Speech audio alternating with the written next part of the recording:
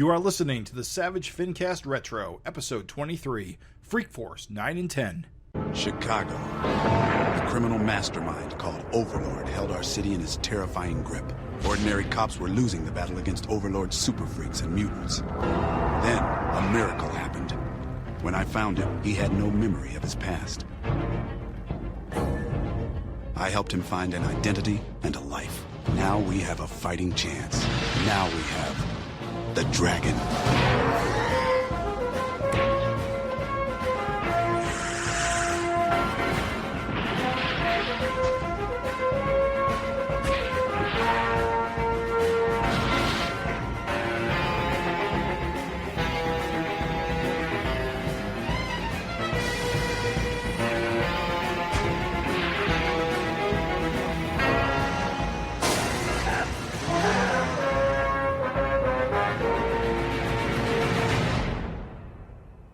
This is the Savage FINcast Retro, the show that's been invaded by sexy cyborgs. I'm Raven Perez. I'm Jim Purcell. I'm Craig Olson. And you're listening to the Savage FINcast Retro, where we take a look back at the Eric Larson-related projects, Savage Dragon issues, Freak Force, that kind of stuff of the issues of the past. Some would say that they're 30 years ago. And we're going to discuss with you. We got a barn burner of a FinCast today. We got two. Certainly, you could call them comics. Freak Force. You can definitely say that. Yes. You could definitely say there's staples in the middle of this pamphlet. It's Freak Force 9 and 10. Woo! What a buffet! What a dog turd buffet! Oh boy, coming out strong, Mr. Perez. Yeah, you know all that like positivity I was talking about, where it's like, oh, it's getting a little better, oh, it's growing on me. Yeah, Freak Force number 9, I guess, concludes the Alien Ant story arc. Emphasis. Saga. Yeah. Alien Ant Farm. Yeah, and not good. Didn't click with me. Didn't click with me at all. These Cyberforce guys are kind of lame. Yeah, they don't get any moments, do they? No, they don't. I have a feeling that Eric doesn't really like them either. This is the only time they ever show up in a Savage Dragon property. It's just, I'm super not familiar with Cyberforce at all. And of these characters, I don't recognize two of them. Like, I don't even know who this big guy is. Or the weird yellow guy. You mean Not Maul? Yeah, Not Maul. You know, Team Big Man. Yeah. So you got Not Maul, you got Not Psylocke, Stryker. Not Wolverine. Yeah, not. Now here's the thing. Not Cable with 3 arms. Oh yeah, he's Cable. I will say Stryker, Velocity, and Ripclaw to me are memorable at least. Right. Even if Ripclaw is just a goddamn Wolverine ripoff from hell, he's memorable because he's a Wolverine ripoff. But the other three, Velocity's got a good design, costume design. She's got something to her. She's iconic with her white skin and her green lightning bolt. Yeah. Like, it's cool. She also doesn't have like really overt like tech stuff all over her, which makes her like, I guess, normal looking. Yeah. Well, she's a standout from the rest of them. Plus, like, the thing is like, lightning bolts tie into a speedster theme real well. Yes. And so you can tell by looking at her kind of like who she is and what she does. Right. Velocity's a good name. Yeah. So, like, she's strong as hell. Stryker, on the other hand, is really generic to the point where I keep thinking his name's Forearm, which is a different guy.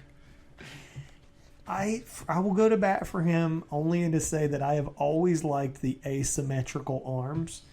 I think it's a bold choice when 4 arms just works so much better. But to have they do even joke about it in this book. If you guys get that, dude, how does he not fall over? Right. Who's the guy that looks like Gambit? Yeah. What the heck? Who is he? I mean, he's lame. Like he's like the reasonable lame one. I've never known his name. He doesn't have any standout ability. Team Cyclops. Yeah. Not Cyclops, Gambit, not Psylocke, and not Maul. Those 3 dudes, if they died in a fire forever, Cyberforce would not be impacted at all. Like, at all. I gotta say, though, I mean, I do like the cover of this issue. The kind of, that classic, stand aside, we're here. Yep. Too bad. Guys look cool in the cover. Too bad about the logo placement, though. I really don't care for it. What, having the 2 logos like next to each other? Yeah, I don't know. This being off center the way it is, the way having Cyberforce so much smaller, like, I don't know. I just don't think it works. It doesn't look like they're invading Freak Force, does it? No. I don't know. I will say missed opportunities. You know, Ricochet has a big yellow dong on the cover. Yeah, dude, I'm glad you said that. I was not gonna say that, and you fucking said it. That's awesome. Oh yeah, That's the tangent from hell. that is like, very tangenty. God bless you, Craig. I was like, no, I'll be classy, and you said it, dude. She's not snipped either. Banana cock. Yeah, it's a terrible tangent. It's a terrible tangent, dude. Something else about this cover. What was? Oh, right. You get the sense that the only reason Cyberforce is here is that they're also called a force, but you never get any like. There's no like nothing, no bell hung on it about they're both being Cyberforce, Freak Force, Force. Especially when Super Patriot, you know, is also connected. You're right. Cyber data. Exactly. So it's like they've got a great reason to have a connection right there. And it does get brought up. It does get his escape from cyber data is brought up, but it doesn't go. There's no payoff. There's no reason. There's no solid moment. I do like that and miss that because they tie in Youngblood, Cyber Force, and Freak Force all together. Yeah. In that panel, which was kind of fun back in the day. You never get any payoff for Vanguard's new look. It's never explained. Because it's atrocious. I think it's not drawn well. I don't think there's a reason for it. I just hate when we go from, like, you know, issue 14 where you get massive, muscular, semi-handsome Vanguard to just hideous, skinny Vanguard. I don't understand. Like, I feel like if it was a comic nowadays, Eric would take the artist aside and be like, look, you got to put him more on model. Yeah. Well, it seems like you. Let me provide an explanation, or at least a possible explanation. Okay. He may have used, for reference, the first, Zero issue. Yeah. Where he looked like this. It's inexcusable. At this point, though, Vanguard's look has been established. Plus, you're working with Eric. Yeah. It's not like he's on his own doing his own thing. You're working with Eric on this. To say something positive, though, he does have very good Superman hair. Yeah. Vic draws good hair, and he draws and that's the kind of hair that Vanguard should have. Right. Because he's kind of a alien Superman. That's like his whole gimmick. No, yeah, he is. That is his gimmick. Ugly Superman. Yeah, the girls are on the ship. They're covered in welts. Oh. I mean, like, it's just heinous. I do think Rapture grabbing Hortus by the tail is a hilarious visual and good. Like, that's really funny. But just like Hortus turning like bad dog and attacking them, it does nothing for me. First rule of Hortus: do not draw her front on. And bro, Vic is not afraid to go there. Mm-hmm. This is like the second or third time we've seen this. Yep. Yeah. With her lipsticked face. Giant cartoon lips. Yeah. And I mean, I guess I get that she's like flipping out and attacking them as a dog would, but it's just the action isn't sold. Like, yeah, it's like for some reason she's effective against them, but it's never really explained why. I imagine it's because she's armored. Well, the only reason they explain it why, but the only reason why is because it's like the egg is in danger, and that's the only reason. Yeah, they build it up like she is really good at fighting them. And then they're like, oh, no, actually, it was just because the egg was in danger. And it's like, oh, well, you missed a chance for, again, like, she's an alien. She's got alien origins. Right. Like, you missed a chance to be like, oh, maybe they're afraid of that species or something cool. Nah. Yeah. Just that the egg was in danger. They were just distracted. And the ants become these weird, like, like party, like the inflatable guys outside of like a car dealership. Like, I yes. was gonna say Waving, the wacky, lamest things. It is. wacky, waving tube men. Like, you could have had, like, all right, listen, I'm sorry, I'm just going to go there. I'm going to be shitty. It's like, you could have had these ants that are like super adaptoids. It's like super adaptoid organisms or whatever. They could have become like giant mutated bears or giant mutated orangutans or anything. Right. If it's going to be a plant monster, it could have been like big little shop in horrors, like with teeth, like a Venus flytrap. And they just kind of go there tubes. towards the end where they just become a million mighty men. But again, we just saw like doppelganger type villains at Freak Force not too long ago. So why are we going back to that well again? Yeah. You know, it wasn't clear to me immediately that the Mighty Men version were tiny. I was gonna say that exactly. Yep. That splash page. I was like, oh, where did they go? And it's like, oh, they're just super tiny. Yep. When they're tiny and they're flying in front of Vanguard and Mighty Man's face, I was like, huh, they're tiny. I did not literally realize that until right at that moment. There's a whole lot of stuff I just started yawning through on this. Like this, I had no interest in the spaceship fight with the Swarm. Nope. No. The Swarm Not good. Sucks. Nope. She defies physics and jumps up while the Swarm falls out of the ship or something. I don't know. Yeah. A Swarm that can fly, or I don't know. Whatever. Maybe they can't fly. I don't know. I guess they can't fly. I can't tell what's going on. Are they flying? Are they just crawling? I will say the way they're dealt with at the end is clever, but it is sort of convenient that they took on the Mighty Man form in order it as their last form. I mean, it kind of makes sense that they go for the strongest character, and Mighty Man is the strongest. Right. So But then it makes no sense because she changes and they all change. Like they're just copies. Right. But I think they also had they're adaptable, so they have the same properties. So if Mighty Man can survive in space, and then their doppelgangers can survive in space.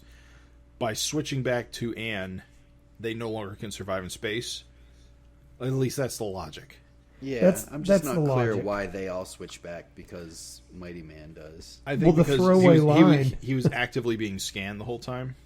Well, the throwaway line is, and here's the problem. This is the problem. That's why it doesn't work. The throwaway line is, I know they're pretty anal about their transformations. And it's like, are they? Like, have we really seen that? Like, has that really been conveyed over the course of this arc? Like, not really. Like, not until it's convenient for this moment. I will say that it's a clever way to kind of get rid of them, but it just, I don't know. It's just not good. I'm going to say one nice thing. I'm going to say, well, two nice things. I do think that Vic tried harder on Super Patriot's arms. And Yeah. I think he tried harder on his arms because of this kick-ass Dave Johnson pinup. Yeah, this is pretty good. Pretty good pinup by Dave Johnson. Corey Walker does an homage to this pinup as a variant, I believe. Maybe it's not a variant, but it's on one of the Super Patriot miniseries. I can't really tell what he's fighting. I think that's the point. They're like just mechanical monstrosities. Well, the best way, for you to look at it is just to turn it, obviously. Like, Oh, okay. Oh, what the and fuck? he's falling Now down. it makes sense. Wow, amazing. He's falling and they're coming down on him. Yeah, now I can see their zombies because you can see their like skeleton faces and their, the skeleton teeth or whatever. Okay, that's freaking weird how that doesn't read as well when you're looking at it from sideways. The signature threw you off. Yeah. Huh. Yes, Yeah. cool poster. I like it. And like I said, so that's my positive thing. And I also think Notice there's a cat in it too. a cat in the pinup? Yeah, if you look at his machine gun blast and just look to the right of that and up a little bit. Up into the... Oh, there's a cat. Yeah. Oh, there's Mr. Peabody. And Slave One from Star Wars. Oh, yep, that's Just Mr. Peabody. just under the cat. There are a lot of little things in this, aren't there?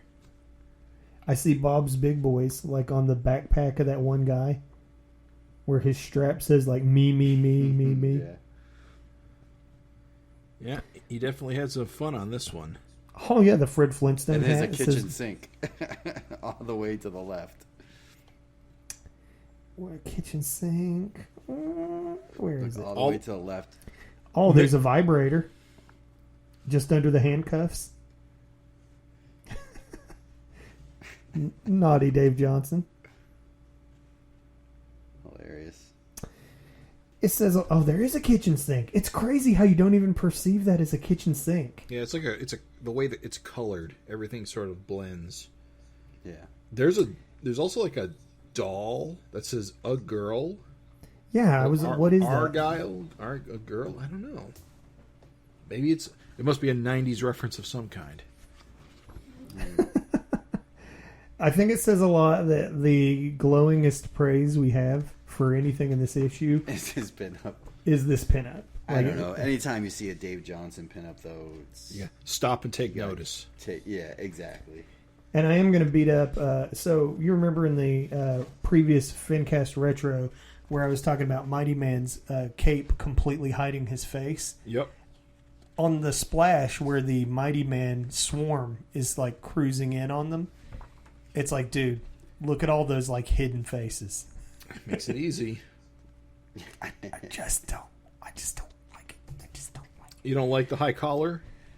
I don't like hiding his face. Oh. It's weird. Yeah, he's got no peripheral vision. So this was a dud for me. And, very, very few good things. I think Barbaric's face when he's asking for beer is funny. Yeah. That last page where Barbaric is in Brazil is pretty funny. But then... So that works. Barbaric pages are generally pretty funny. Yeah. I mean, that works for me. And I did, in fact, like the Dave Johnson pinup, and I liked the joke about Stryker toppling over. But to me, and I actually thought, with you dudes, I'm agreeing that the using Anne to get rid of the ants was kind of clever, but it's like for the most part, like just this whole like thing, I was just like, yeah. Oof. It's kind of clever, but if you think too hard about it, it's really stupid. Yeah. It's like, do the ants have zero survival? Because I thought their whole thing was they were super adaptoids. It's just not an interesting villain at all. I don't care. It's like, this is dumb. I don't care. It's such a weird, I don't know, nameless villain that's really doesn't do much. Yeah. And again, we had just had like doppelganger villain type things going on. Why are we going back to that well? And think about, too, the build-up. This was given like 3 issues of build-up and just did not, to me, pay off at all. And I'm going to be honest, I kind of deep-sixed myself a little bit because I had high expectations because there was the build-up and because it had been getting better, like in my opinion, and then just totally whiffed. Totally whiffed, man. So, question for you guys. Does Ripclaw's fingers ever, are they like liquid metal where he has regular hands, or are they always just blades? Liquid metal, yeah. Okay. He can shape them. He never does anything make I've never seen him with regular hands. That's why. I've seen them small, but they still come out into points, almost like vampire hands. Are you sure you're not mixing that up with the Wildcats guy? Oh, I don't know. I think you are. They're so samey. Was it? Wait, which one's Cyblade? No, Cyblade is. There's too many. Yeah, there's Ripclaw. I don't even know. Ripclaw's the Cyber Force guy. You know what? It literally doesn't matter. It doesn't. I don't think I've ever seen Ripclaw with regular hands. I think we've had this conversation before when we covered Wildcats, and I'm sure. It's a weird choice. It's shitty because he's a Wolverine clone. That's all. This is what happens when you can't hold anything. This is what happens when your 2 hottest artists come off of the same title to do their own thing. 'cause I'll tell you what. Sylvester- shitty- Enjoy this refreshing wax cup full of soda. Oops. what? What are you Just saying, like a wax paper cup or anything he tries to hold, his hands just blow right through it. Yeah. Or like my thing was if he picks his nose or wipes his ass, he's in real danger. Yeah, he gets a little horny. Danger. I imagine his cock is like that too, liquid metal. He's just got scratches all over his body. holds on to a stair rail, just destroys it. Tries to open a fridge, just cuts the handle right off. When he sleeps, he has to have special gloves. So he Leans up against a tree and just slices it. Oh yeah, what a dog shit issue. This was just not good. I was very dissatisfied. Dang, man, this is probably the harshest we've been in a Savage Dragon adjacent issue in a long time. It's okay. It's Once in a while. Like I said, the thing is that like, look, I was starting to feel it. Like, so I was starting to feel it. I was like, Vic's art was getting better, and I was starting to like, click with what they were doing. There were cool characters and like a lot of build up and stuff that I like. And then just, man, this goddamn ant thing did not go anywhere. This space ant thing just didn't go anywhere. You didn't. The Matrix egg. Who cares? Yeah. It's like, also, have moments.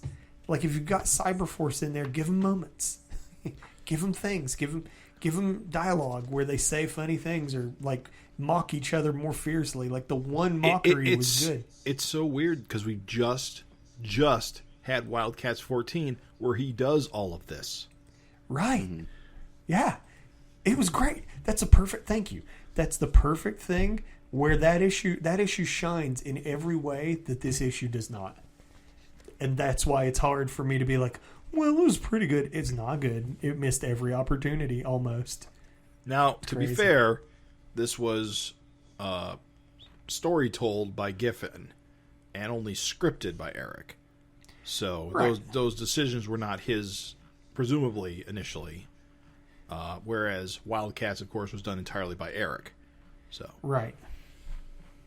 Yeah. I'm not shitting on any single individual. This book is a product of a team, and the team didn't deliver. Yeah. Vic didn't deliver the visuals. Giffen didn't deliver the moments, and Eric didn't really deliver the dialogue.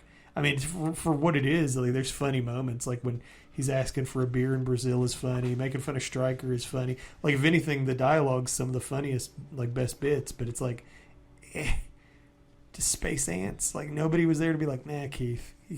There's got to be, like, a leader of the space ants. Like, there needs to be a cool visual. Yeah. That's the thing about Alien Overlord. Yes. Yeah. A queen. A queen. I think this is the complaint I had about the Demonoids not having any kind of leader to really. And then he kind of fixed that with the Demon King. Yes, he did eventually create the Demon King, and that was a cool issue. Yeah, when there was like a focused villain that had some kind of personality that can speak for the collective to give it some gravitas. What if they copied Mighty Man and that gave him the power of speech, and then they could have a dialogue, right? Or, like, it could have been a great moment where, like, they copy Mighty Man, and then, like, he does talk, but it's just, like, really disturbing, where he's like, all will be one, or something fucked up like that. Like, he can't talk good. The ridiculous thing was you had Cyberforce there, and they spend the whole issue fighting giant fucking plants.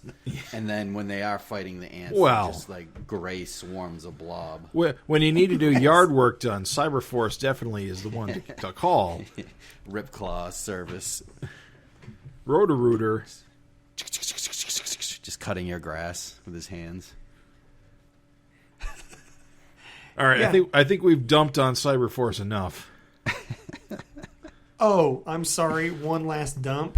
Even Super Patriot is like, bro, we got to get your fucking like helmet fixed. Like your speech pattern sucks. Vanguard's talking like that the entire issue obnoxious. Was so distracting. It sucked. It wasn't funny. It wasn't funny. It didn't add anything to it, and Even Super Patriots, like, bro, like, just fucking please, God. It's like they did it because they didn't want Vanguard to be able to explain the problem easily. Right. Like, it was supposed to create, like, a language barrier so that Vanguard couldn't just tell them how to solve the problem. But, like, it doesn't do that. It just isn't very good. The only thing of notes that I saw in the letters columns is, of course, we get another birth announcement for Joe. Or not Joe, geez, Christopher. So it's almost the exact same thing, except he makes a pretty funny joke about the kid not having a fin. And he talks about getting used to diaper changing. So, again, just kind of funny. It's also funny to see Eric mention Ranma in reference to Mighty Man. Ranma 1/2, yeah. Yeah. Which, for the listeners who might not know, Ranma's whole gimmick, it's a Japanese manga, very old, where the gimmick is the main character switches genders with, like, hot water. And so very relevant to Mighty Man. It's funny to even see it brought up, like, or to see Eric talk about it. And then the last thing that really kind of caught my eye, where was it? It's funny, though, because Mighty Man is kind of the opposite concept, where you have a woman character who turns into a man, whereas Ranma is a man who turns into a woman. Right. The only other thing that caught my eye was Eric naming Barbaric. Yeah, somebody asked him like what I guess Barbaric's name is, where he's like, "Oh, Barney Running Bear," and it's like, "Whoa, shit! I just didn't know that ever was addressed anywhere." Huh. Well, I know the Running Bear thing eventually comes up, but was it ever in the pages, or is this letter the first application of it? Well, it will be eventually because his, I believe, currently Freak Force is hanging out on his reservation. Mm-hmm. But well, I mean, currently, but I mean, this is 1994. Oh, you mean like? I'm just saying, in 1994, was that anywhere other than the answer to this letter? I don't think it was. No, I don't think so. So it's just kind of funny because, like, I remember reading the modern issue where they're on the reservation, and I'm like, Running Bear? Like, what the hell? Like, Barbaric's a Native American? And then all the way back here in 1994, here's a letter response where he's like, yeah, Barney Running Bear. And I'm like, what the fuck? Really? Okay. So it's just that stood out to me. I'm like, all right, cool. And that's it. That's the things from the letter. You just got another Gru ad, and then we're ready to roll to the next thing. Yeah, we saw the Gru ad in a previous episode. Listen, Augie, if you're mad at us, to me, 10 completely pivots. So and goes in a good 10. direction. I loved it. This is a classic. Like, I never read Freak Force, but I knew about this issue. I did not know about this except for you guys. So, one thing to notice on this is that Keith Giffen took a break from this issue. So this is all Eric on writing. Well, it's more than that, too, because Eric does the cover on this. Yeah. Yep. Plus, it's more than that. Carl Kessel does the inks over Vic. Yep. Carl Kessel. Mm-hmm. Of Superman. I was gonna also say that you can see that Vic actually drew the original cover, which is the pinup in this issue. Well, that was my question, which was... Or maybe it's not the original cover. I don't know which came first. It is interesting, though, to have two artists' interpretation of the same scene. So, regardless of which came first, I think it's very cool. Yeah, I like this kind of stuff. I'll tell you, it's nice seeing, like, Carl Kessel's inks on Larson on the cover. It just looks a little different. Yeah. So I'm trying to think here. Kessel, at this point, is most well known for his work on Superman as inker and writer. I'm not sure if he's a writer yet at this time period, but he will eventually work on the first Savage Dragon Superman one shot, I believe. Mm-hmm. I think he's the artist on that, or is he the right? No, he's just the artist, writer. John Bogdavine. All right, so he's definitely the writer, though. His inking's interesting. I dig it. It's definitely different. Like you don't think too many inkers that you think of when you think of Eric Larson's artwork. It's mostly Eric who inks himself, of course. Al Gordon, Terry Austin, and this Spider-Man. Early Marvel Spider-Man. Okay, I think of Al Gordon because I know Al Gordon inked a few things of Eric's, and Al Gordon has very distinct inks that I can spot from like 50 yards. Yeah. Kessel's different in a good way. I like it a lot. Look at that Mighty Man face. It looks great. Well, that's the thing. Well, the Mighty Man face looks good, but there's something really interesting about the Rapture face. Yeah, very anime. Yeah. I like it. Also, look at the hair on Barbaric's forearms. That's like not a thing I think Eric would do. No? I mean, he'd do the hair, obviously, but I mean, look, the way it's inked is what I'm saying. Yeah, all in black silhouette. Yeah. And they're just long and stringy. One last thing, the color hold on Rapture's fists, where they're like, the line work is white. I like that. That looks pretty cool. It for lightning powers. Yeah. I don't like a lot of color holds, but it works there. It's just a good cover. This is just a solid cover. And a complete 360. You instantly, the minute you flip... Yeah, I'm sorry. I'm pre-laughing. Continue. Okay. It's just a complete 360. Like when you flip open the issue and you see this like second like splash page here, just how damn much better it looks. Like with Carl inking over Vic. Yes, I agree. I Vic thought you were going to come. I thought you were going to comment about these outfits. Oh yeah, goddamn. Image activewear. Everyone in Freak Force shops at the Image store. I hate that. Why does he do that? There was a letter that talked about that in the last issue. About the Image Eye being all on it. It's like, There's someone from Star Trek. There's a red shirt in the crowd. Just thought I'd point it out. It's got the little Star Trek emblem. Yeah. No, instantly better. I gotta tell you, I cannot handle Vic's Savage Dragon. Yeah, he's not bulky enough. His fin's wrong. You know, I can never. He's bulkier than Vanguard at least, but not by much. I hate my biggest pet peeve with Dragon and like guest artists or other artists than Eric is when they put him in clothes that he never ever ever wears in the regular series. Like that's the worst thing ever. Like they'll put him in like oversized like hip hop jeans or like have him wear like Timberlands or something. Right. It makes me cringe. I hate it. I can't handle it. Put him in Chuck Taylors or boots. Creased slacks. Yeah. That's Dragon's super suit. Blue not jeans. Spandex, not baggy pants. The not baseball overalls. Yeah. These guys are ultra generic. The ones he's beating up with just like their bodies could virtually be the same. They just have different hairstyles. Yeah, they aren't even super freaks. They're just dudes. Just normal guys. Hey man, dudes need money too. Especially this '80s hair guy who 80s outfit guy too. Yeah. Kind of looks like Rowdy Piper.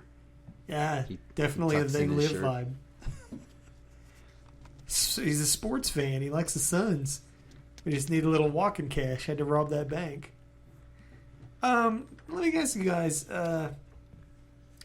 Is our boy Joey wearing a Charlie Brown shirt? He sure is. All right, just curious. Just curious if that's he can't. What that he can't. Oh, good grief. Perfect. Yeah, Joey's a lot. Getting slapped by the teacher is pretty extreme. You're breathing air I could be breathing is genuinely hilarious, guys. That is funny as shit. You know, you cannot catch a break all day. It's really absurdly extreme, which makes him kind of hard to relate to, I'll be honest. And I was a bullied kid. Mm-hmm. Because there's being bullied and there's whatever's going on with Joey. Well, I think it's a lot of that, like, decompression where it's got to be a little over the top to show you that he's just got a all-around real shitty life. Yeah. It's got to drive home the fact that his life is a punchline. No, I loved it, though. I loved that his fucking shitty life was so exaggerated. And his dad with the stogie and the wife beater. Yeah, the typical, like, stereotypical, like, alcoholic, shitty single dad or something who blames the kid because the mother died giving birth to him or something like that. Yeah. Yeah, clearly Joey's had a bad day, and he takes it out on Joey. Yeah. So, Joey Finkleberry is a character that, of course, I was familiar with because he was talked about on the Savage Dragon forums a lot. He's one of those characters that people always want to see more of because he's so interesting. Mm-hmm. Because it's pretty much implied that Joey is the strongest character in Savage Dragon. Right. He is the strongest and the toughest. But he's only shown up like 4 or 5 times. And usually just for very small cameos. But he always takes out like major players. I think he took out Bludgeon. I think he beat up Zeke once. Or maybe it was Bludgeon I was thinking of. And of course he handles Mighty Man. Yeah, in this issue in particular. But, because not only is he super strong, he's also apparently invulnerable, because he gets slapped around and doesn't do nothing to him. That's always the thing in Savage Dragon. Not being strong doesn't make you tough most of the time. Right.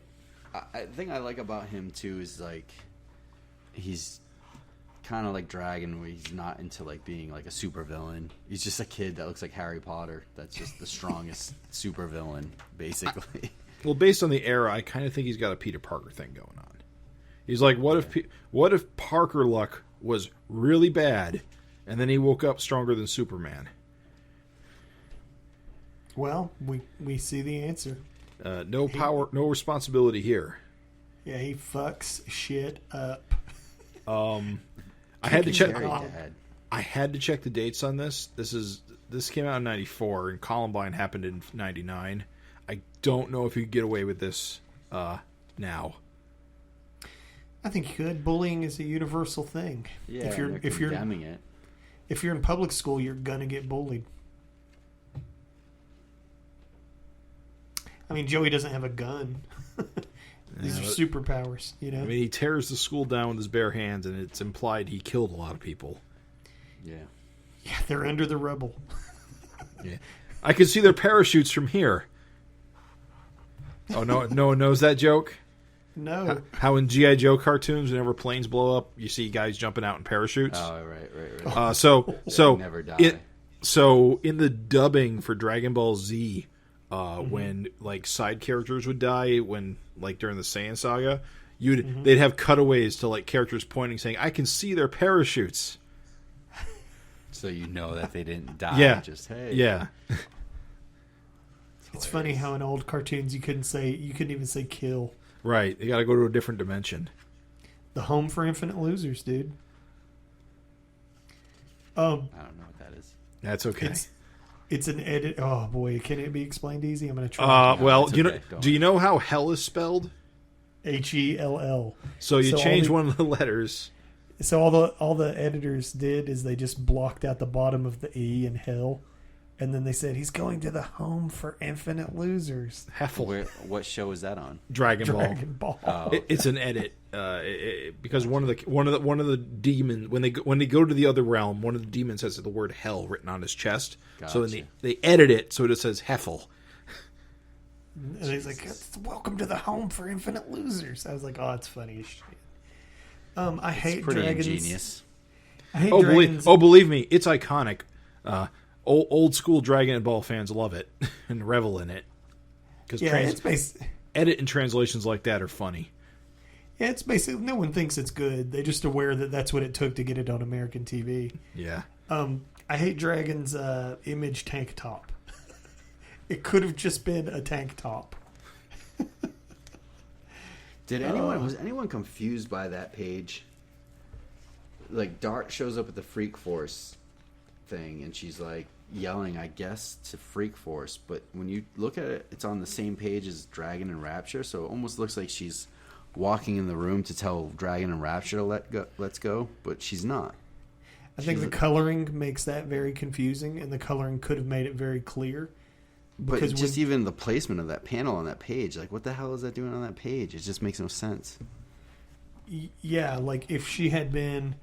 Like, here's the thing, is, like, so on the previous page, she's like, guys.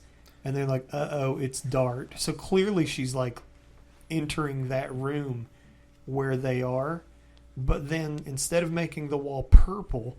as it has previously been in the other pages panels, you flip it over and the colorist has I think the colorist got confused. Yeah, I don't know. Yeah, I think like instead of just making that wall purple, which would have cleared it up, the colorist made it like she was talking to Dragon and Rapture. Well, it's not the coloring; it's that in the previous with the workout room, it was a nondescript room, but they've chosen to put paintings on the wall and add a lamp, which suggests apartment. Which is where Dragon and Rapture are.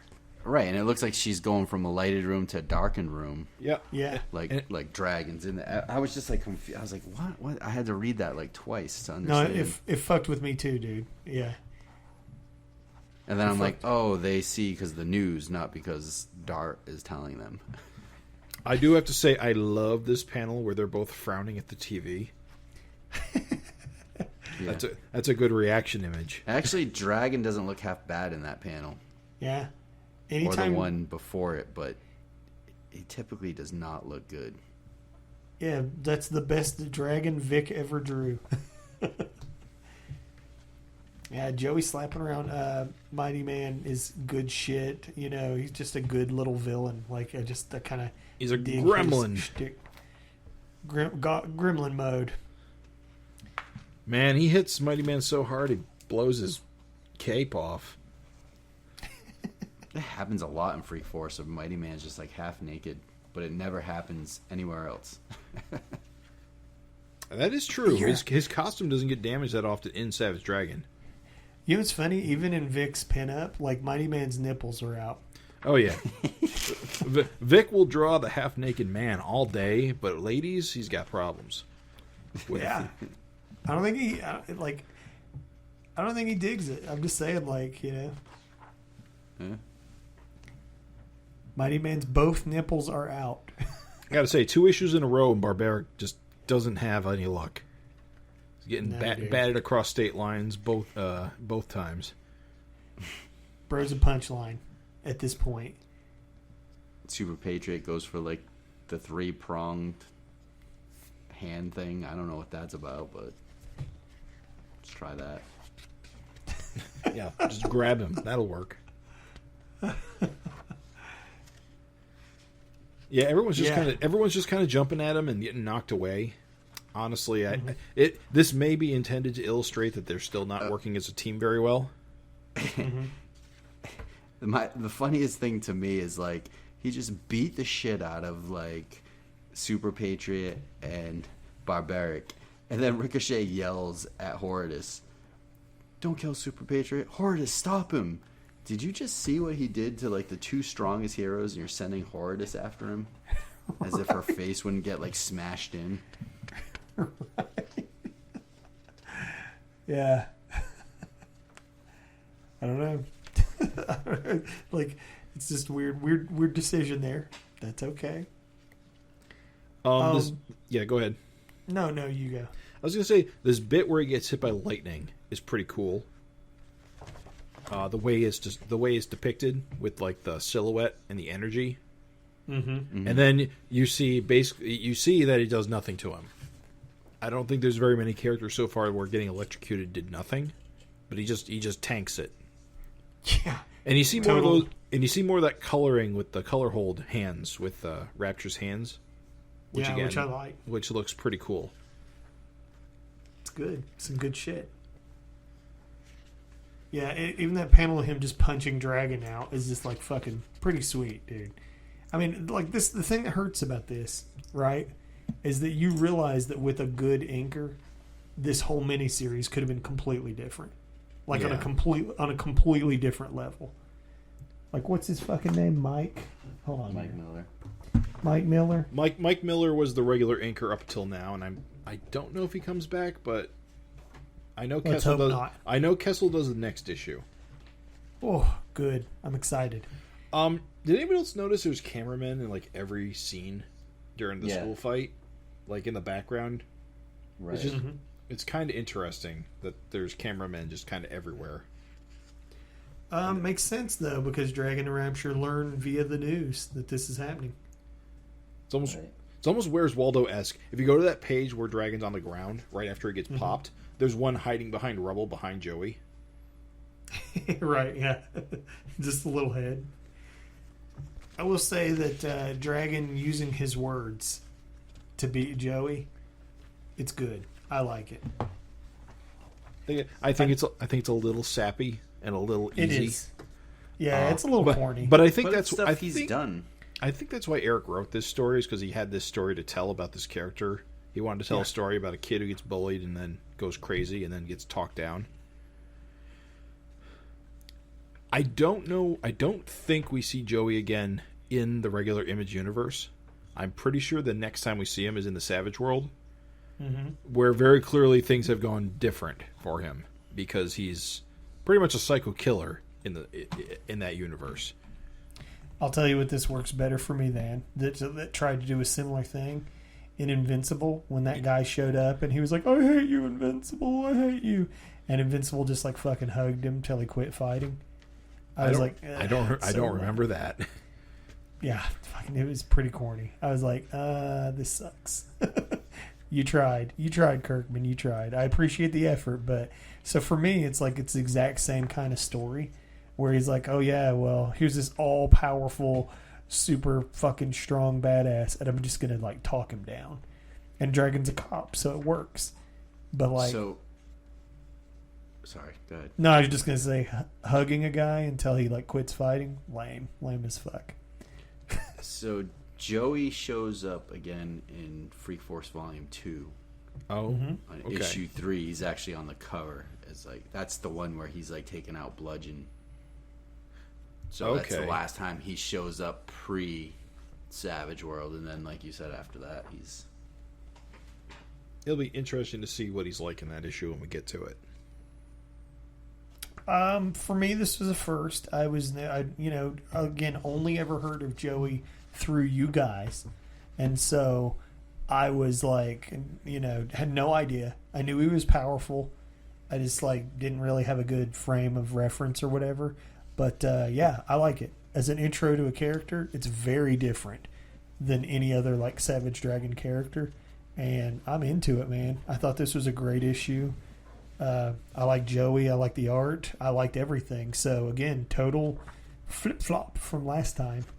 I will say this: these last few issues with the Cyberforce and this Joey issue, I think we've gotten away somewhat from what's been going on in Freak Force, because there's no sign of Chelsea Nirvana in any of this and her plot line, and whatever's going on across the street with that rival Freak Force company, which has barely been touched on at this point.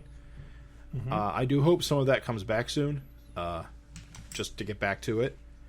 I also have to ask a really nerdy question: when does this story take place? If only Continuity wise. Because remember, just before we last episode of the Retro, we talked about the beginning of the Possessed storyline, and there's a panel in there where Rapture says, "We've got a mission, we're going," so they leave town, and then Dragon gets possessed, smashes up the town. So this must take place after the Possessed story,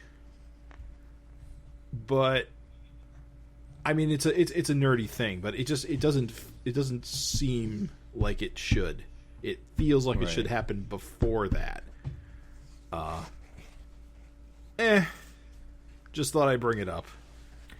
Feels like a one and done. One and done as a palate cleanser from the ant thing that had like the space ant thing. Yeah. That had like 3 issues of build up and then took like 2 issues to pay off. And so this was to me just a one-shot palate cleanser. So I'm a little less worried about where I see the point that you're making, but I'm a little less worried about like where it fits timeline wise. At any rate, I'm glad we finally got to this issue. This is one of the big issues I've been excited to get to doing the retros. Just because otherwise we would have never gotten to it. I'm glad it's finally we finally covered it. Yeah, man, I'm excited. Like I said, this is a character that I have heard about now for 10 years and have never read, really. And so I was like, oh, man, cool. This kicks ass. Yep.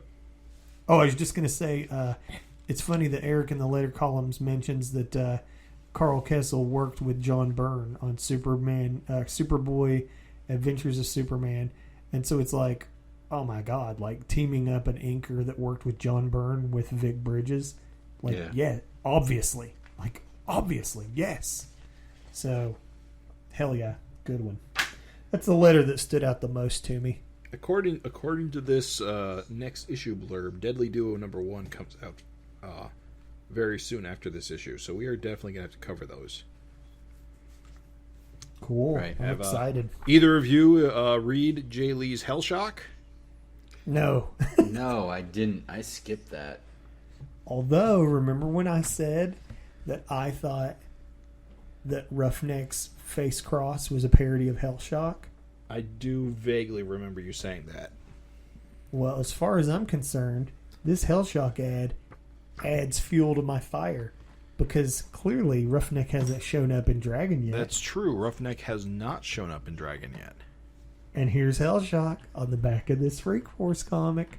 I'm just saying, it could be parody. I don't know. Oh, I wonder if this was one of the books that was the second run Image books that got canceled. Because there was too much crap. I don't think so. I think this came out a little after. But I could be wrong. I remember Hellshock coming out after I was starting to like get out of comics. Otherwise, I probably would have bought it. Man, to be Jay Lee, that is like a Sandman ass looking cover. Yeah, I have no idea what Hellshock's. well, I have no idea what Hellshock was about. Or what it looked like, because Jay Lee's art is, I think it changes a lot over the years. Oh yeah, big time. It still had a lot of that India ink, like what is it, just like the splatters and stuff. Mm-hmm. It's still very dark. I mean, don't forget he was doing like the Youngblood, what's the name, the Chapel stuff. Jay Lee was doing that? Yeah. Cool. You never saw those? No, man. At this point, he gives Chapel like a real skeleton-looking face, like almost like just outrageously like demonic looking. So you're gonna laugh. I narratively know what happened there. Spawn gives Chapel that face because he burns Chapel's. He's like, "Oh, I'll make your face look like a real skull," and burns and gives him the fucking real like skull face. And so I guess Jay Lee was just drawing that. I can look up see. Youngblood Strike File, and that was all Jay Lee issues, and they were pretty damn cool looking. I can see the image now that you're talking about it. I can see Jay Lee's Chapel in my head, holding a knife, right? Yeah, with like the face on it. Yeah, I can see it. It's funny as hell, dude. You guys have any other thoughts on this? Nope. I think we've basically covered it. Hey, look, man, I just want to apologize to Augie. I know we were hard on 9, but, like, yo, I'm back on track with I like 10. how you're apologizing to the fan and not, like, the creator we dumped on. Vic don't care. Vic's gone. Vic's out of this comic game, dude. He put it in the rear view. He's moving on. It's real. Here's the thing: it's real easy for people to think that comics is like some big achievement and that it's like the pinnacle of your life or your career or whatever. But there are a shocking amount of people that have come into comics, done good things, and then just been like, "All right, never again," and that's the end. You know, the guy that did Scud the Disposable Assassin apparently went on to just be involved with a ton of TV and shit. Oh yeah, like not Straub, that's someone else. Whatever his last name is. Yeah, he does a ton of TV stuff now. Ton of TV stuff, and what's so funny is it's like just put comics in the review. Just came in, did Scud, got out, you know. And so it's like whatever Vic's doing, you know, if he's bagging groceries at Kroger or if he's like a dentist, I heard, or something like that. Hey, man, comics are his past. He doesn't give a shit. We're talking about the past. For all I know, he's kept drawing privately, and he's like better than Byrne. He's like the perfect Byrne right now. But who knows? Because he's not. He just does Bible comics. The kid who played Charlie in Willy Wonka and the Chocolate Factory became a dentist back where I used to live. Did he? Yeah, apparently that was something people talked about where I used to live. That's too on the nose. That's so weird. Charlie from Charlie and the Chocolate Factory became a dentist in your hometown. Yeah. That's weird, dude. How have I known you for 10 years and you only just now told that story? I mean, it never came up before. we haven't talked about famous people bagging groceries yet. Yeah, I don't know where Vic is, but yeah, listen, Vic, if you're listening, it's not personal. I think that you are very talented. You in '94 were a very talented young man who didn't get the support you needed. Because clearly, when you throw Carl over Vic, it's magic. I loved 10. I thought it was great. So, and apparently Keith Giffen was the bad flavor because Eric, left to his own devices, delivered a super kick-ass solo issue. So, yeah, I don't know why Giffen's dropping the ball in this series. I have a high opinion of Mr. Giffen. This is definitely one of the weaker series that I've read he was involved in. So, I have a medium opinion of Giffen. I've read a few bad things he did, but like I love his Lobo. Every Lobo thing I've ever read of his was just fantastic. So I don't know. And this Freak Force, sometimes it kills and sometimes it sucks, and it's 50-50 for me still. Craig, we haven't heard from you in a hot minute. Where are you at? I mean, I don't know. The Joey issue wasn't as great as I remembered it, but it was still good. Interesting. Yeah, I think he's one of those characters you just get built up in your head over the years, and then you go back and read it, and you're like, oh, it's okay. I mean, it was a fun story. I was glad it's like a one and done. I think it's lost a little over time, but probably back then it was a little more shocking to like have this one young kid kind of beating everybody up that just looks like a kid. I am looking forward to the next couple of issues, where I think the Cosmic Cops are coming soon, which play a big role in the book, in the regular Savage Dragon book later on. So I think, we hit a little low with the Ant issues, which were pretty bad, but I think we're coming back up on the upswing. I'll agree. I think the Ant was just like took it down, but like this Joey shit was fire. I give it a 9 out of 10. It could have been a little better, but pretty much everything you'd want out of a one shot. So with that, I think we can stick a fork in it. We're done. Sounds good. Thank you for listening, dear listeners. Thank you, Craig and Jim, as always, for these fantastic discussions on Savage Dragon, Freak Force, all things Eric Larson, in the past, the retro. And dear listeners, if you want to chime in, whatever, give us a little kudos, your thoughts. We're listening. We're here for you. Vic, if you're out there, Augie, we love to hear from you. This is savagefincast@gmail.com, baby. We're out.